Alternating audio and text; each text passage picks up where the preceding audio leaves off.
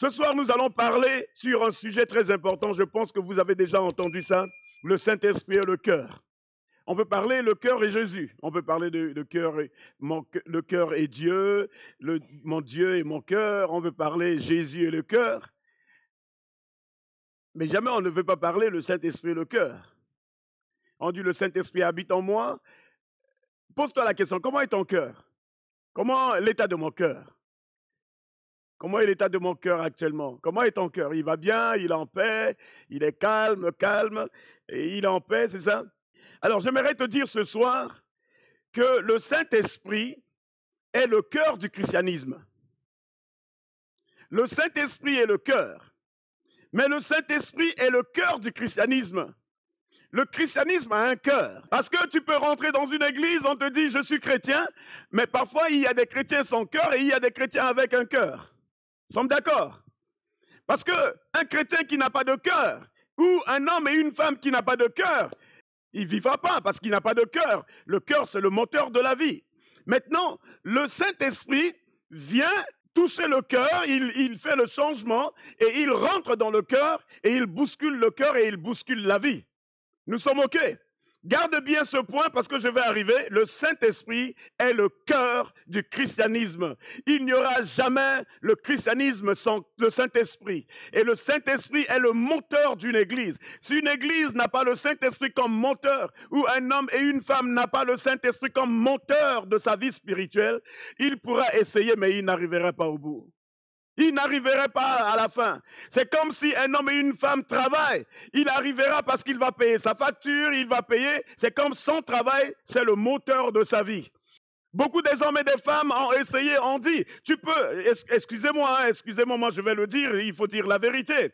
Tu peux avoir un pasteur sans, c'est-à-dire sans le Saint-Esprit. Tu peux avoir un prophète, une prophétesse sans le Saint-Esprit. Tu peux avoir un docteur, une doctoresse sans le Saint-Esprit. Tu peux avoir un évangéliste, une évangéliste sans le Saint-Esprit. Et tu peux avoir également des apôtres sans le Saint-Esprit. C'est juste des titres. Mais au-dessus de ce titre, il y a un homme qui s'appelle le Saint-Esprit, qui est l'esprit de puissance, l'esprit de vérité, et il rend le ministère de chacun et chacune puissant. Et c'est lui qui est le cœur du christianisme. Il n'y aura jamais de christianisme sans le Saint-Esprit. Et si le Saint-Esprit est dans un christianisme, ce christianisme sera très puissant. Si je vous demandais ce soir de me définir le christianisme en une phrase, je vais juste faire un enseignement. Je vois, il y a quelques personnes de ce côté. Si vous pouvez juste vous mettre quelque part, il y a des groupes qui sont là. Choisissez vos groupes, peut-être 3 ou 4 quoi que ce soit, et que dans votre groupe, vous me donnez une phrase qui pourrait définir le christianisme. Et vous qui êtes à la maison, également, je vous donne votre enseignement. Vous devez nous envoyer en une phrase la définition du christianisme. Je ne vous dis pas d'aller sur l'Internet et taper et dire c'est quoi la définition du christianisme. Du moment que je prie, du moment que je cherche, je jeûne, je dois savoir la définition du christianisme avant que je fasse quoi que ce soit. Je sais que quand vous voulez rentrer dans une boîte, vous connaissez ce qui se passe dans la boîte. Très bien, c'est bon? C'est changé? C'est bon? Tout est good? Lisez la définition des autres, s'il vous plaît. La propagation des mini-Christ sur la terre et de sa doctrine. OK, good. Oui, vas-y. C'est être des petits Christ. C'est être de petits Christ. Croire en Jésus de tout ton cœur. D'accord. Idéologie qui place Christ au centre de la vie de tous ceux qui l'acceptent et marchent et vivent comme lui. OK, good. Wow, alors là. Ça tape là, ça tape fort, hein. Vous badinez pas, hein? Vivre selon le cœur du Christ. Vivre selon le cœur de Christ, good. Le fait de vivre en accord avec ce qui concerne le Christ. Good. C'est l'homme guidé par le Saint-Esprit. Wow. C'est la réponse du cœur de Dieu par le Saint-Esprit qui opère le changement du cœur de l'humanité. Good. Le christianisme est l'état d'esprit, un comportement, un état d'être, la manifestation de l'amour et la compassion envers les uns et les autres. Wow, très bien. Good. Et ceux qui sont en ligne, il y en a? Allez-y, lisez leurs réponses. Le christianisme, c'est une religion en un seul mot, ou le petit Christ. Ou le petit Christ, d'accord? C'est l'amour éternel, c'est le Père éternel, religion. Très bien, très bien. Vous avez tous donné des bonnes réponses. Mais voici ma réponse. En une phrase, le christianisme est la présence intérieure du Saint-Esprit dans la vie de quelqu'un.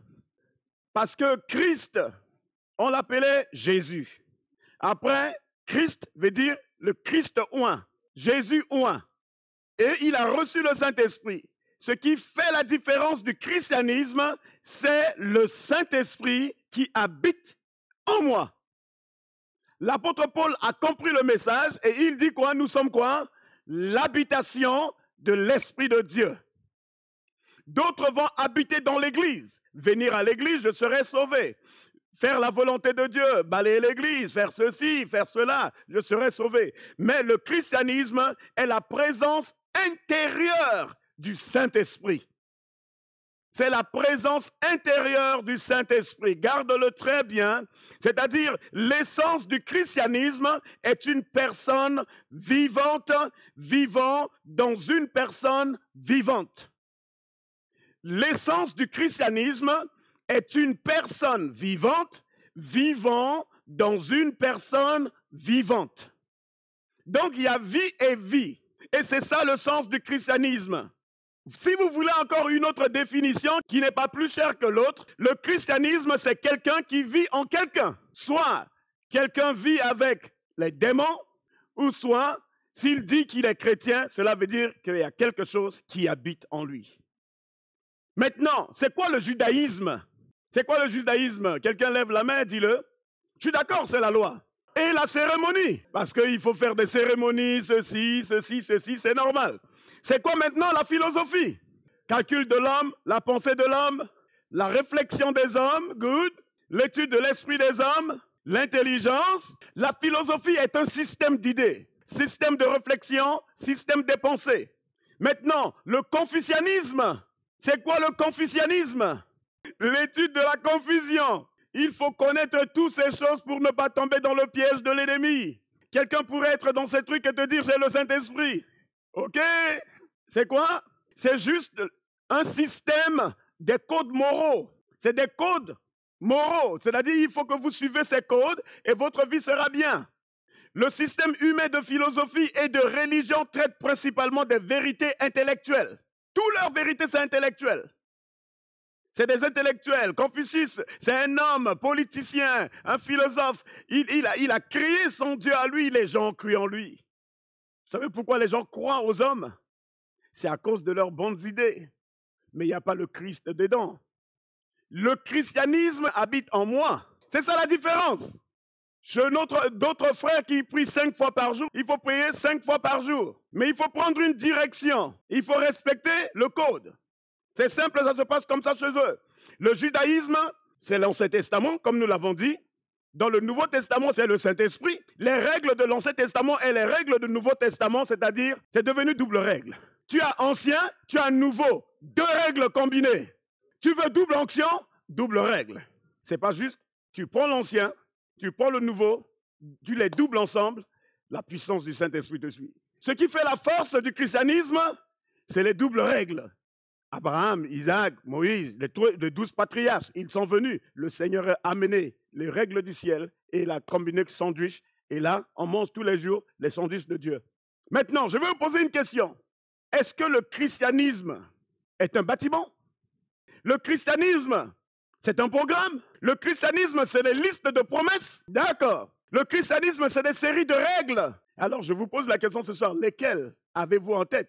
Bâtiment, programme, liste des promesses, série des règles. Qu'est-ce qui vous préoccupe le plus? Je vais vous montrer le christianisme. Ça, c'est le corps humain. Nous tous, nous avons un corps. Nous sommes d'accord? OK. Je viens maintenant, j'enlève, et dans mon corps, il se trouve quoi? L'âme humaine. Très bien. Et dans mon âme, il y a quoi? D'accord, très bien. Laquelle est la plus grande que l'autre? Le corps. Très bien. Nous allons maintenant lire ce verset et vous allez voir. Éphésiens chapitre 3, verset 14 à 21. À cause de cela, je fléchis les genoux devant le Père, duquel tire son nom toute famille dans les cieux et sur la terre, afin qu'il vous donne, selon la richesse de sa gloire, d'être puissamment fortifié par son esprit dans l'homme intérieur. Par quoi? L'homme intérieur. Où est l'homme intérieur? L'esprit. Très bien. Continue. Verset 17. En sorte que Christ habite dans vos cœurs par la foi, afin qu'étant enracinés et fondés dans l'amour, vous puissiez comprendre avec tous les saints quelle est la largeur, la longueur, la profondeur et la hauteur. Verset 17. En sorte que Christ habite dans vos cœurs par la foi, afin qu'étant enracinés et fondés dans l'amour. Dans vos cœurs par la foi. Je suis formé de corps, âme et esprit. Les gens vont se dire, mais qu'est-ce qui se passe ici? Mais il y a quelque chose qui se passe dans ce truc. J'ai les mains vides. Vous voyez rien sur mes mains. Quand Christ arrive, il a une œuvre à faire. C'est l'œuvre du mariage. Il n'y a rien ici, je suis païen. Mais Christ amène juste une seule chose qui est simple. Christ amène l'anneau. L'alliance. C'est ce que Christ fait. Il amène juste quelque chose de plus petit et Christ se marie avec moi par la puissance du Saint-Esprit. C'est ce qui fait le mariage. Je ne peux pas aller dire à quelqu'un, Christ, donne-moi une femme sans ce mariage. Si moi, je me marie et que je dis, tu me fais ce mariage, j'aurai des difficultés parce que le diable va se dire, tu t'es marié avec moi, je ne te laisserai pas te marier avec cet homme-là. Le jour de la Pentecôte, il a dit, les disciples, restez là jusqu'à ce que vous soyez mariés avec moi, avec l'onction. Et le jour de la Pentecôte, quand le Saint-Esprit est venu, vous avez été scellés. Et j'ai été scellé par la foi. J'ai maintenant le droit de vivre, de marcher et de faire quoi que ce soit. Je n'aurai pas de mauvaises pensées, je n'aurai pas de soucis parce que j'ai été scellé.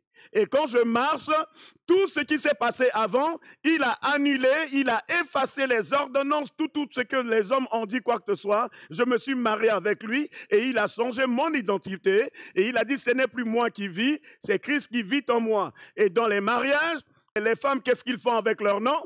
Ils échangent. Maintenant, quand tu vas voir la femme, au lieu de dire « Madame Goza », où elle est née avec, la prochaine fois, vous allez dire « Madame Semoul Goza ». Ça, c'est le premier mariage. Christ change ton nom. Et c'est ce que Christ nous montre. Quand il a appelé les 12 disciples, ils changent tous leur nom. Ça, c'est leur nom de mariage. Il s'appelle Simon. Non, toi, Simon, ça ne marche pas. Pierre. Il prend l'autre, Saul. Non, ça ne marche pas. Paul. Il prend l'autre. Non, ton nom, ça ne marche pas. Et il change, et il transforme, Ça, c'est le mariage avec Christ. C'est le nom du mariage.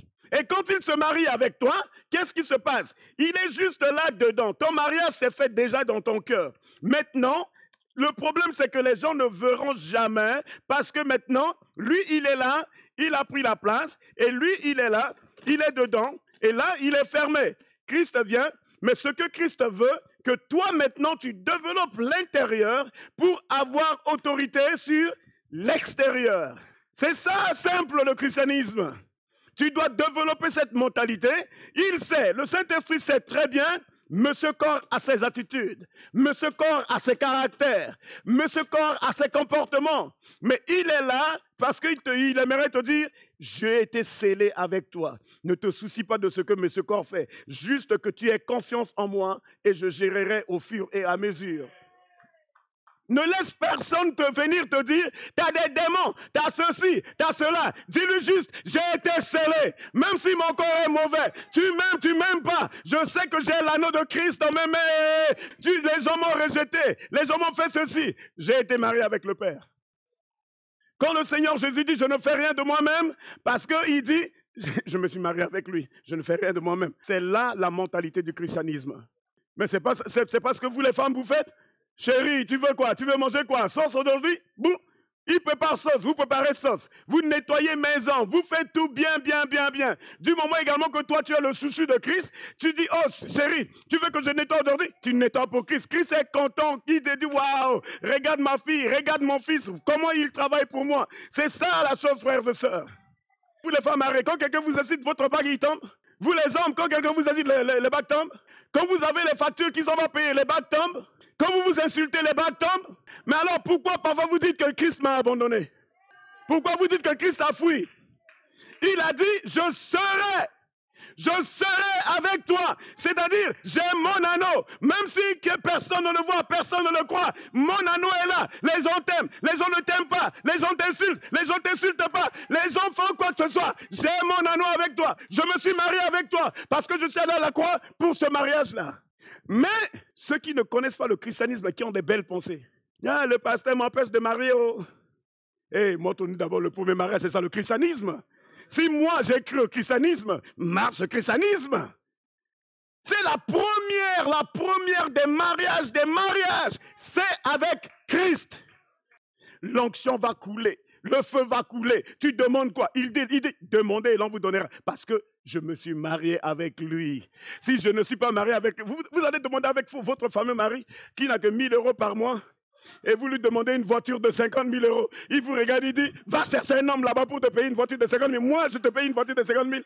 Mais si tu te maries avec Christ, il a dit, tout pouvoir lui appartient. Ton petit mari, même parfois, lui-même, il se dit, mais comment tu t'habilles? Où tu trouves tes trucs là? C'est Christ. Parce que d'autres attendent mari pour changer leur vie. D'autres attendent femme pour les élever en haut. Mais déjà, Christ a élevé. Le monsieur, il vient, il se dit, qu'est-ce que je peux faire pour toi? Je pense que tu n'as rien à faire si ce n'est que m'aimer et puis tu t'arrêtes là. Mais c'est là où nous, on ne comprend pas. Le monde là-bas court, on se précipite derrière. Non, c'était mon mari, tu as volé mon mari. Les gens se battent sur l'internet, ils s'insultent, ils se prennent la tête. Je dis, viens ce Christ là, il a préparé un bon truc pour toi. Il te donnera au temps convenable. Mais tout est dans la boîte là-bas, les gens ne voient pas, les gens ne regardent que ton corps. Oh, t'as fané, hein? Mais c'est à l'intérieur. Malgré le roi a vu Néhémie. Néhémie était triste. Le monsieur vient lui donner café. Ah, Néhémie, qu'est-ce qui se passe? T'es triste comme ça? C'est les murailles de là où je me suis marié. C'est les murailles qui sont tombées. La résidence que moi je connais, les murs sont tombés. Ça, c'est mon mariage. Même ton travail ici avec ton anneau roi, quoi que ce soit. Et regarde, moi je suis triste. C'est ça l'évangile.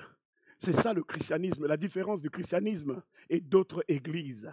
Mais le christianisme, c'est que quelqu'un vit en moi et il est à l'intérieur. Tu peux enlever. Et maintenant, pour que quelqu'un puisse rentrer chez vous, pour enlever ça, quel voyage il va faire? Qu'est-ce qu'il va faire pour arriver? Il n'arrivera pas. Dis à ton voisin, personne n'arrivera là-bas. Paul, un tueur. Posez-vous juste la question, un tueur. Parfois, vous faites les petits péchés. Vous êtes là, vous vous battez vous-même. Oh, j'ai péché. Mais lui l'a tué. Et il va comprendre le message. C'est se marier avec Christ. Et quand vous vous mariez, vous faites comment avec le mariage? Restez fidèle. C'est fidèle à lui. C'est double règle. C'est double règle. Vous aurez des hommes qui suivront juste la première règle. Mais ils n'auront pas la mentalité de la deuxième. La première, c'est les commandements, c'est des cérémonies. Mais la deuxième, c'est le Saint-Esprit. On peut dire, vous savez quoi? Moi, j'ai un bon cœur, hein? Ok, c'est le bon cœur de l'ancien ou c'est le double cœur? Premièrement, l'apôtre Paul nous parle que quand on est habité par le Saint-Esprit, il vient nous combler. Quand on est habité par lui, il vient nous combler.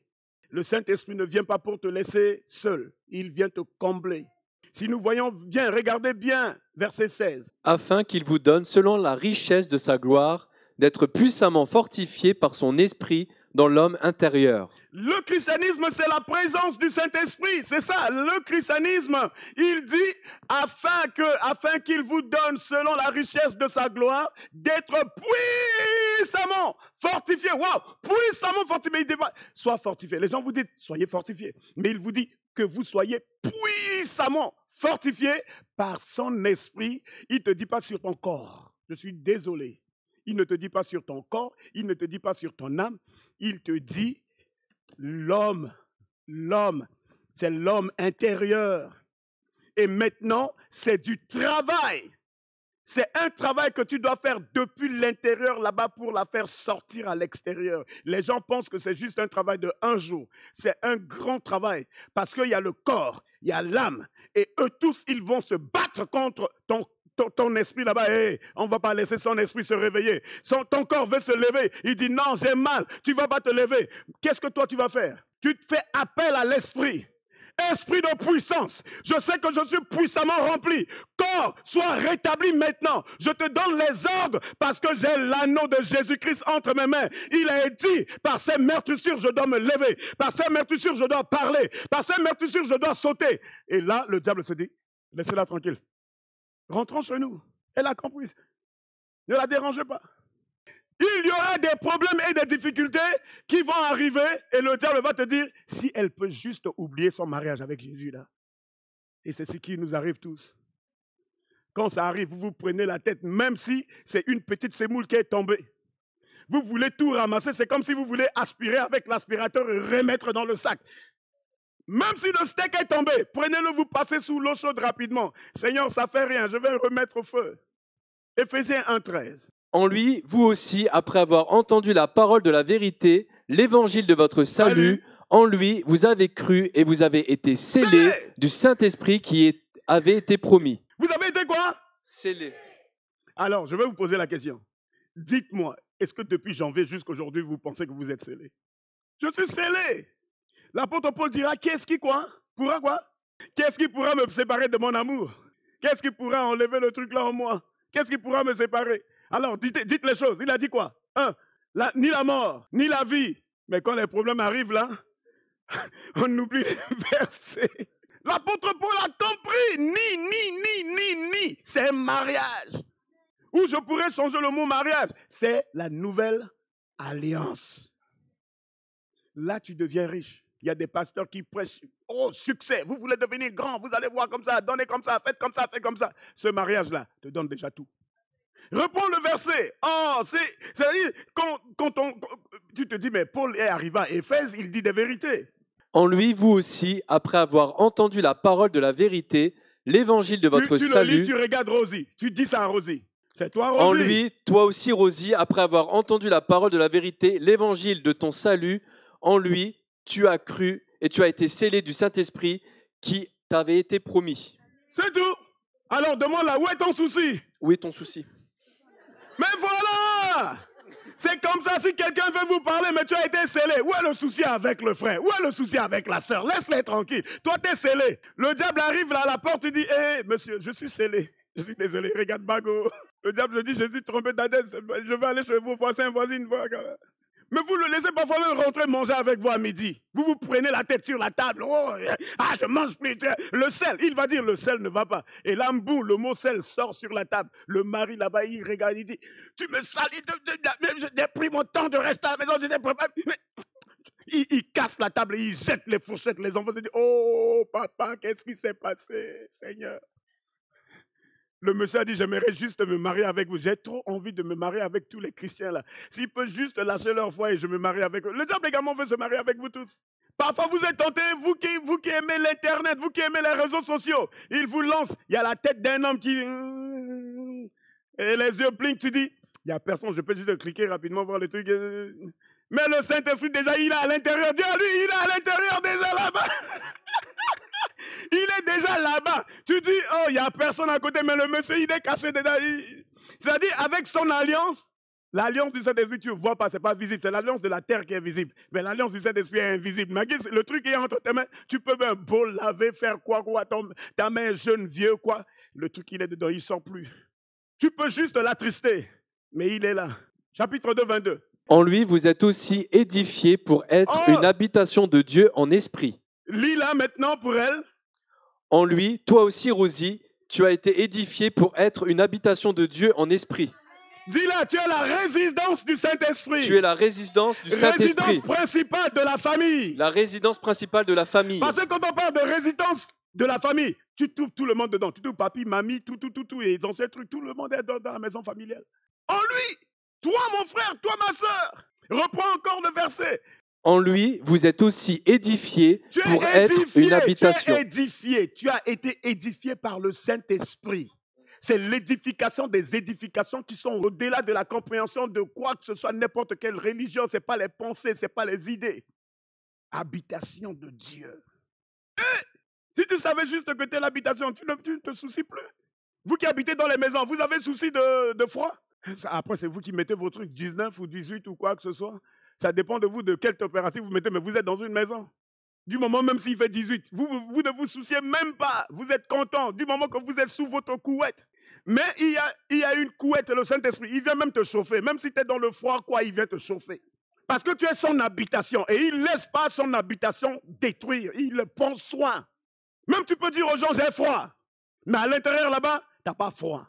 Il ne faut pas exagérer le christianisme. Mais beaucoup qui exagèrent le christianisme, on l'amène dans l'exagération. Oh ceci, le christianisme n'est pas un truc de oh ceci ou oh cela. Tu rentres dans les versets, tu lis les versets, ce n'est pas dit dans la parole de Dieu. Hé, stop, ce n'est pas écrit. La parole de Dieu dit ça. J'ai été scellé. Alors arrêtons de jouer avec lui et marchons droit avec le Saint-Esprit. Mais quand nous rentrons dans l'exagération, nous détruisons la maison. Nous détruisons l'habitation de Dieu. Je te supplie, juste sois sage avec ce que Dieu veut faire dans ta vie. Nous allons voir 2 Corinthiens chapitre 11, verset 2. Qu'est-ce qu'il dit? Car je suis jaloux de vous d'une jalousie de Dieu, parce que je vous ai fiancé à un seul époux, pour vous présenter à Christ comme une vierge pure. Reprends. Car je suis jaloux de vous d'une jalousie de Dieu, parce que je vous ai fiancé à un seul époux, pour vous présenter à Christ comme une vierge pure. Dis à ton voisin, c'est pas moi qui l'a dit, c'est Jésus qui l'a dit. Dis à ton voisin, je ne savais pas que tu étais fiancé déjà. Reprends encore. Mets le nom de quelqu'un que tu choisis. Car je suis jaloux de toi, Ferrassi, d'une jalousie de Dieu, parce que tu as été fiancé à un seul époux pour te présenter à Christ comme une vierge pure. Yes, c'est ça la parole de Dieu. Chapitre 13, verset 5. Examinez-vous vous-même pour savoir si vous êtes dans la foi. Éprouvez-vous vous-même. Ne reconnaissez-vous pas que Jésus-Christ est en vous? À moins peut-être que vous ne soyez réprouvés. Viens, Ferrassi. Alors, Ferrassi vient me voir et il dit, est-ce que tu peux prier pour moi pour ça? Je dois lui poser la question, est-ce que déjà toi tu as prié pour ça? Ou as-tu déjà prié pour des trucs qui se sont manifestés avant que tu viennes chez moi? Parce que chacun doit s'examiner lui-même s'il est dans la foi. Je vais vous poser cette question simple ce soir. Combien de personnes ne sont pas dans la foi qui sont venues vous demander, prie pour que je puisse avoir ça? Là, ici, il dit examiner, c'est-à-dire Ferrassi, examine-toi toi-même pour savoir si toi, tu es dans la foi. Éprouve-toi toi-même. Ne reconnais-tu pas que Jésus-Christ est en toi? Pourquoi il demande ma prière? Il faut que lui, déjà, il exerce sa foi et que lui, il est en danger. Il demande maintenant de l'aide. Là, maintenant, il recevra l'aide. Mais s'il n'est pas dans la foi, j'ai beau prier depuis 1er janvier jusqu'à 31 décembre, il va te dire, tu sais Marlène, ta prière ne marche jamais. D'abord, je ne sais pas si tu as la foi ou tu n'as pas la foi. Parce que ta prière ne monte pas au ciel. Il reste juste un béton et il tombe à terre. Les gens vont t'accuser, c'est toi. Mais ce n'est pas toi, parce que la personne, tu ne lui as pas posé des bonnes questions de s'examiner lui-même. On aime trop accuser les gens. Arrêtons de pointer de doigts. Il dit, examinez-vous vous-même. Merci. Examinez-vous vous-même. Maintenant, revenons dans Éphésiens. On était chapitre 3, verset 14. À cause de cela, je fléchis les genoux devant le Père. D'accord. Combien fléchissent les genoux tous les jours devant le Père? Le Saint-Esprit et le cœur. À cause de cela, Ferrassi ou qui que ce soit, je dois fléchir les genoux devant le Père. Verset 16. Si je fléchis les genoux, regarde la réponse. Afin qu'il vous donne, selon la richesse de sa gloire, d'être... Alors, est-ce que dans le comportement et l'attitude que j'amène devant Dieu, je lui déjà amène les richesses de mes genoux? Je lui montre les douleurs, les peines que mon genou est en train de subir pour que lui maintenant, il puisse maintenant payer la présence de ce que le genou a subi. On connaît un homme et une femme de Dieu en reconnaissant qu'est-ce qui se passe au niveau de son genou. Prends le temps de vraiment mettre ta tête à côté de ton lit, à côté de la table. Commence juste à pleurer à Dieu. Seigneur, Seigneur, je te supplie. Le genou, il reçoit des coups, il reçoit des peines et vous sentez qu'il y a un travail qui se fait. Vous ne le faites pas pour un homme, vous ne le faites pas pour une maison, vous ne le faites pas pour une femme, vous le faites parce que vous voulez être puissamment fortifié. Il y a beaucoup de défaites dans la foi. Parce qu'il y a des hommes et des femmes qui ne veulent pas payer juste pour s'agenouiller. Si quelqu'un vient vers toi, il te dit, voici ce qui me touche le cœur, voici celui-ci m'a fait mal, ou quoi que ce soit, dites-lui, combien de temps as-tu mis tes genoux à terre pour ce cas-là avant que tu viennes chez moi? Je suis qui devant Dieu? Tu m'as choisi encore pour mettre de l'opprobre sur moi. Laisse-moi tranquille, s'il te plaît. Va d'abord mettre les genoux. C'est ce que l'apôtre Paul a dit. La source du christianisme, ce n'est pas ton voisin. C'est le Saint-Esprit. Mais parfois, nous prenons des personnes comme le Saint-Esprit. Nous leur donnons la raison plus que le Saint-Esprit. C'est là où on parle, le Saint-Esprit est le cœur. Le christianisme est le cœur de l'Église. Et l'Église, sans le Saint-Esprit, n'a pas de moteur. Le cœur du christianisme est d'être conscient de la présence de Christ. Le christianisme est la plénitude du Saint-Esprit. Je vais finir sur ce sujet, verset 17. En sorte que Christ habite dans vos cœurs par la foi, afin qu'étant enraciné et fondé dans l'amour. Si Christ habite en moi, qu'est-ce qui se passe? Je suis enraciné et fondé dans l'amour. Alors si Christ n'habite pas en quelqu'un, il est enraciné? Non. Il est comment? Déraciné. Déraciné! C'est-à-dire cette personne peut se déraciner à n'importe quel moment. Il peut tomber à gauche. Il peut tomber à droite. Vous allez la voir flotter à gauche, à droite. Verset 18. Et quand quelqu'un est enraciné, regardez maintenant ce qui se passe. Vous puissiez comprendre avec tous les saints quelle est la largeur, la longueur, la profondeur et la hauteur. 19. Et connaître l'amour de Christ qui surpasse toute connaissance. On va dire, c'est des personnes qui doivent me donner l'amour. Or, c'est Christ qui doit d'abord m'aider à être enraciné. Je reçois l'amour de Christ et je la transmets. Mais maintenant, dans l'église des autres, on dit il n'y a pas l'amour. Ça veut dire quoi quand vous dites ça? Selon la parole de Dieu, il n'y a pas l'amour. Quand Dieu te donne l'amour, c'est toi qui transmets. Mais tu ne peux pas dire il n'y a pas l'amour. C'est une prophétie. C'est Dieu qui donne l'amour. Et l'amour que Dieu donne, c'est agapé. Et il y a ce qu'on appelle l'église culturelle, il n'y a pas de Saint-Esprit. Tout est philéo. Le Seigneur Jésus est venu dans un monde où il n'y avait pas l'amour. Et c'est lui seul qui a commencé par donner l'amour. C'est lui qui a donné l'amour. Il n'y avait pas l'amour. Les disciples de Jésus ne le comprenaient pas. Quand il enseignait une autre chose, il disait une autre chose. Ils ne comprenaient rien. Mais j'aimerais juste te dire ce soir, le Saint-Esprit habite dans ton corps humain. Le Saint-Esprit habite dans ton âme humaine et l'Esprit de Dieu habite dans ton esprit humain. Et maintenant, il veut que celui-là dépasse celui-là, mais pas en chair. C'est en esprit que celui là-bas peut dominer ce grand truc qui est ici. C'est juste une présentation, mais lui, il peut le dominer. Il peut aller au-delà. Maintenant, je vais juste finir là. Pourquoi je dois être enraciné? C'est parce que j'ai des roseaux. J'ai des roseaux profonds en moi. Ramène le verset de Éphésiens, la longueur, la largeur et la profondeur. Nous allons voir ça comme ça. Voilà. Vous puissiez comprendre avec tous les saints quelle est la largeur, la longueur. Il dit comprend avec un saint, deux saints. Les saints. Les saints. Maintenant, j'ai des roseaux profonds en moi. Premier roseau, pensée égoïste. Comprenez bien, j'ai une pensée égoïste. Il faut que d'abord je sois enraciné et maintenant, j'ai également d'attitude égoïste. J'ai mon attitude égoïste, mais il y a un travail qu'il doit faire. Maintenant, j'ai mes désirs égoïstes. Tout cela en moi.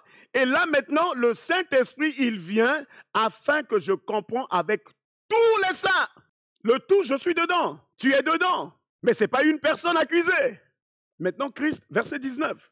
Pourquoi la longueur, la largeur et la profondeur et la hauteur? Pourquoi? Et connaître l'amour de Christ. Voilà! C'est ça la réponse. Il vient enlever mon égoïsme, mon souci personnel, ma pensée personnelle, ma vocation personnelle. Maintenant, l'amour de Christ est centré sur Dieu. Il vient d'abord, il me centre dans l'amour de Dieu. Avant même de me confier à des hommes et des femmes, il me confie d'abord à Dieu. Il a dit, restez à Jérusalem. Jusqu'à ce que vous recevez l'amour d'en haut, et je vous confierai à Jérusalem et à la Samarie, à la Judée et jusqu'aux extrémités de la terre. C'est comme ça que le Seigneur lui l'a dit. On ne saute pas les étapes avec Dieu. L'amour de Christ se centre sur les choses spirituelles. Christ d'abord me centre sur Dieu, sur l'amour du ciel, et maintenant, ça devient ce qu'on appelle un triangle. Comme mon amour est en haut, il va maintenant chercher un homme, il va maintenant chercher une femme, maintenant il trouve la femme là-bas, et qu'est-ce qu'il fait? Il va fermer maintenant le triangle en revenant vers moi. C'est ça le triangle de Dieu. C'est-à-dire quand on parle le Saint-Esprit et le cœur, c'est ce qui vit dans le triangle de Dieu. Je cherche Dieu en haut, Dieu va chercher mon partenaire, Dieu trouve mon partenaire, il l'envoie vers moi et nous créons le triangle et c'est Dieu qui est le papa du triangle. Et là maintenant tu continues le verset. Qui surpasse toute connaissance, Wow! en sorte que vous soyez remplis jusqu'à toute la plénitude de Dieu. Jusqu'à quoi? Toute la plénitude de Dieu. Mon amour est centré sur Dieu et non pas sur moi-même. C'est ça, frères et sœurs. Saisir l'amour de Christ est ce qui transforme une personnalité égocentrique. Et je prie que vous soyez les disciples de Jésus-Christ et que vous vivez beaucoup de choses. Quand vous voyez, il y a la confusion. Les disciples étaient en confusion avec Jésus à l'histoire de 5000 pains. Qu'est-ce que les disciples ont dit par rapport aux gens? Faisons quoi? Ils ont dit quoi à Jésus? Renvoyons-les. Waouh! Renvoyons-les. Et qu'est-ce que Jésus leur dit? Donnez-leur vous-même à manger. Ah, mais il y a un enfant ici. Voyez, les disciples, ils connaissaient déjà la poche de tout le monde. Non, mais jamais, vous lisez la parole de Dieu, jamais vous avez vu ça. Le disciple connaît qui a amené un sac, qui n'a pas de sac, qui a de l'argent, qui n'a pas de l'argent. Il dit, ah, il y a un gamin ici, il avait quoi? Il a quoi? Il a 5 pains. Posez-vous la question, comment les disciples ont su qu'il y avait quelqu'un qui avait 5 pains et 2 poissons? Parce qu'ils avaient les coups d'œil charnels. Les disciples avaient les yeux. Tu auras des frères et des sœurs avec des yeux charnels et non spirituels. Ce n'est pas les yeux de l'esprit. Ils avaient vraiment les coups d'œil de microscope. Non, mais les théologiens disent, mais comment les disciples qui marchent avec Jésus, ils étaient à côté de Jésus en train de prêcher. Comment ils ont su que l'enfant là-bas, l'enfant gamin, il a 5... Mais comment ils ont fait?